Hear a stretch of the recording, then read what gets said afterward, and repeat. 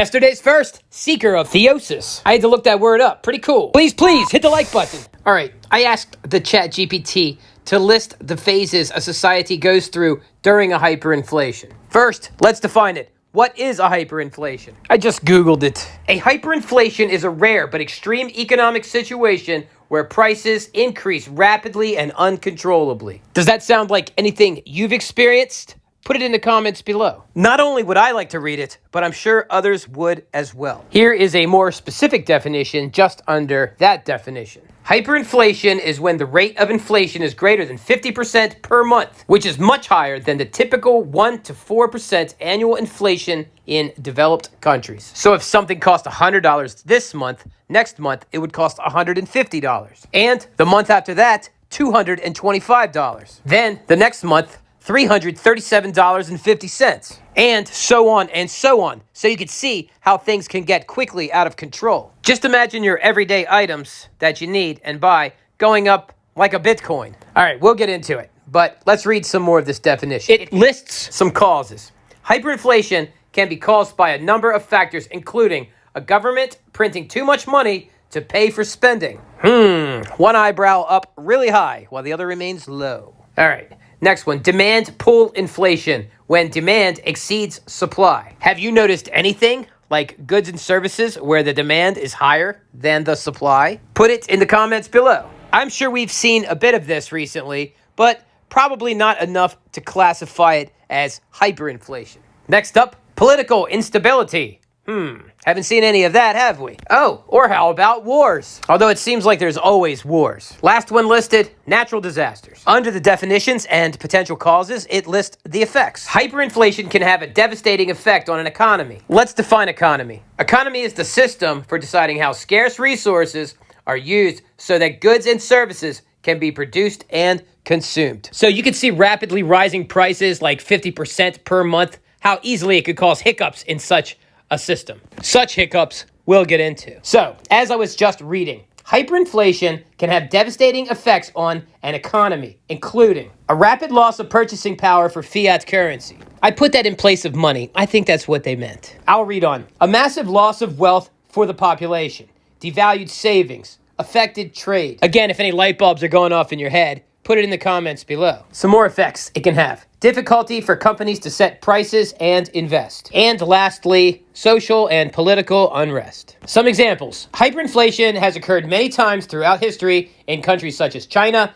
Germany, Russia, Hungary, and Georgia. In 1920s Germany, people would cart loads of cash to buy groceries. In 1923, German banknotes had lost so much value that they were used as wallpaper. All right, so you get the idea. I don't know about you, but I'm not quite at the point where I'm wallpapering my apartment with cash. But then again, I don't know when you're watching this. All right, so let's go through the list of phases a society goes through during a hyperinflation. Here's the preface. During hyperinflation, a society typically moves through several phases as it grapples with rapidly declining currency value and its cascading effects. Here are some common stages.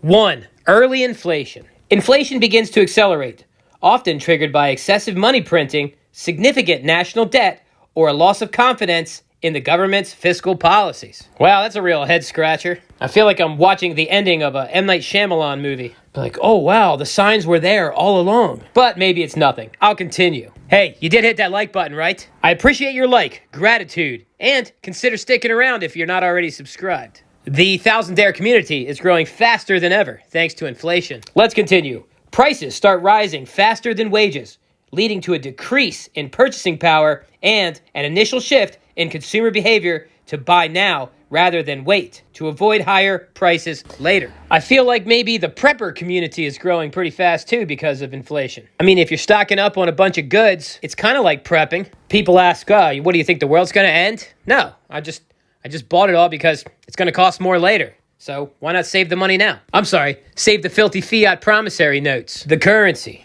that is. I feel like we were there stocking up, but that's kind of subsided a bit. Although, I do love batching purchases.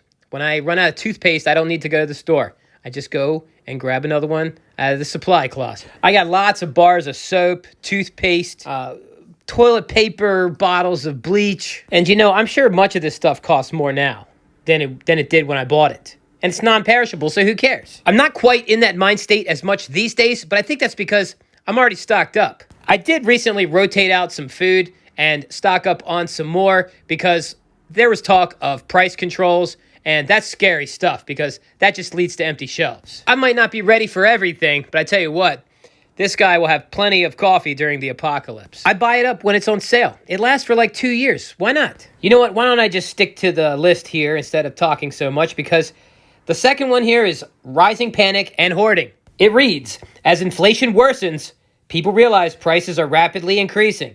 Demand surges for essential goods, with consumers beginning to hoard items like food, fuel, and medicine to safeguard against future price hikes. Businesses raise prices frequently to keep up with the rising costs, and supply chain disruptions become more common as suppliers hesitate to sell at depreciating currency values. It makes sense. If you're going to sell somebody something and it's going to go up in value right after they take it out of your store, I mean, why not hodl it yourself? I'll tell you why, because you're charging a crazy high premium. That's the only way to do it. And if you get issued a price control, then you just quit. What else can you do? All right, I'll continue. Number 3, loss of confidence in the currency. It reads, people lose confidence in the national currency, turning to hard assets like gold, silver, and foreign currencies to protect their wealth. Bartering may start to become more common as people seek alternatives to using cash, which is quickly becoming worthless. I'm trying to think, what would I want from somebody that's not cash? If any light bulbs are going off in that head of yours,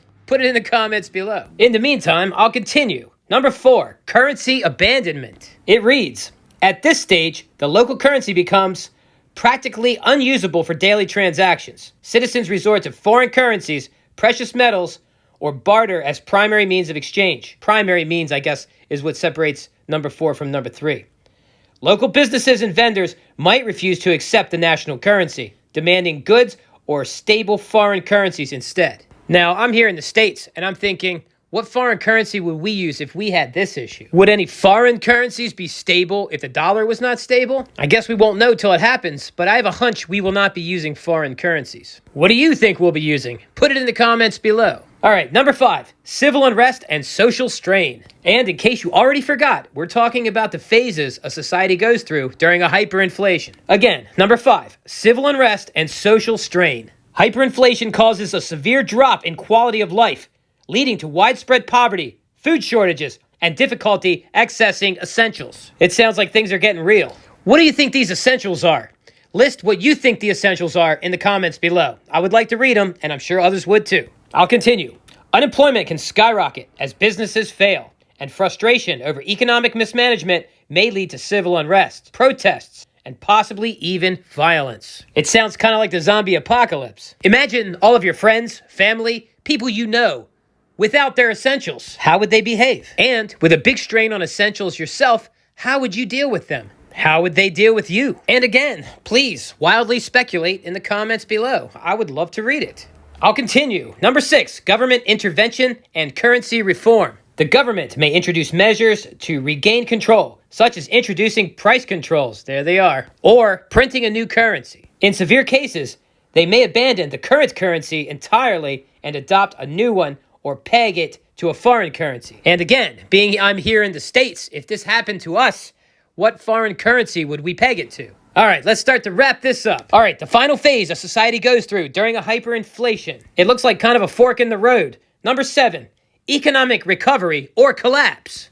If reforms are successful and confidence is restored, the country might slowly rebuild and stabilize, though recovery can take years. Or, in cases where reforms fail or political instability persists, society may see continued economic collapse. Mass emigration, I think that's when you vamos, not to be confused with immigration when other people are coming to your country, but this is when everyone's leaving the country. Okay, or require international intervention. Again, being from the States, I'm wondering, where do I want to go? And who would intervene? By all means, if you have some wonderful places to go, let me know in the comments below. It finishes with a paragraph. It says, hyperinflation typically leads to a profound social and economic reset. Have we heard anybody talking about resets recently? Over the past couple years? Maybe the writing is on the wall. This is like an M. Night Shyamalan movie. I'm just doing this as I go. Light bulbs are going off in my head too, at the same time. I might gotta pick up a couple more cans of beans. Because these phases of hyperinflation are hitting a little close to home.